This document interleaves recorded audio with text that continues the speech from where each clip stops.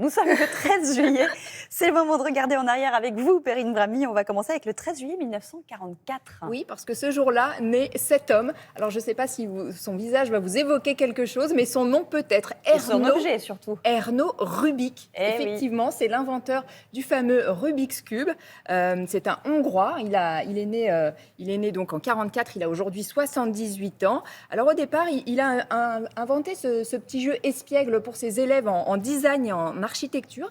Il est commercialisé partout dans le monde en 1980 et il connaît évidemment un succès fulgurant. L'année suivante, il y a le premier championnat qui se déroule en France et c'est l'occasion pour lui de s'expliquer sur son invention diabolique. Au départ, c'est pour faire comprendre à mes étudiants la visualisation de l'espace que j'ai construit mon Rubik's Cube. Car le cube, en général, est parmi les corps géométriques réguliers, la forme idéale dont la multiplication permet de remplir l'espace d'une façon continue. D'où les 6 côtés à 9 facettes, soit 54 facettes au total. J'ai apporté une certaine joie et je compte bien continuer. J'ai apporté une certaine joie, dit-il. Pour moi, c'est plutôt de l'angoisse ou du stress.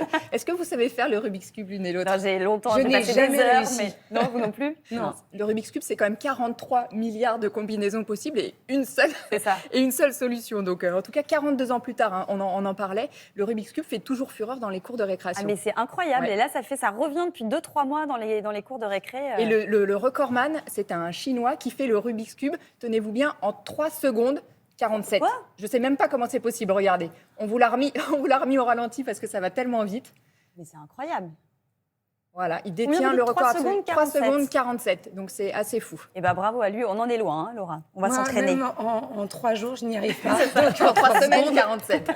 On reste dans le domaine de la science avec le 13 juillet 1932. Oui, et ce jour-là, c'est la naissance de l'astrophysicien Hubert Reeves à Montréal. Alors, il a passé la vie dans les étoiles. Je ne sais pas vous, mais alors moi, j'étais passionnée par ce monsieur quand il nous racontait les mystères de la galaxie en roulant les airs.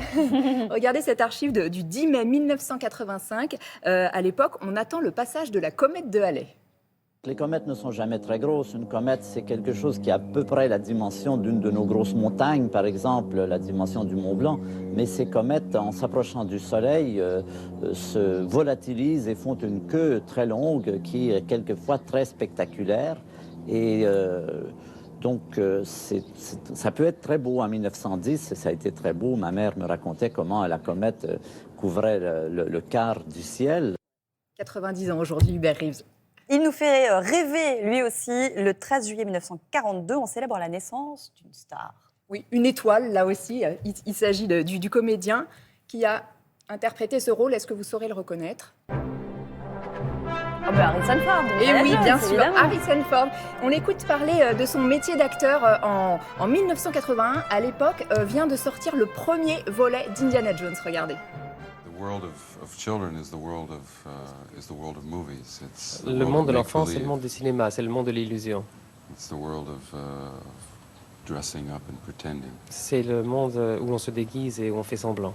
I think the cinema is the best use of the cinema is for entertainment. Et je crois que le meilleur usage du cinéma, c'est pour distraire.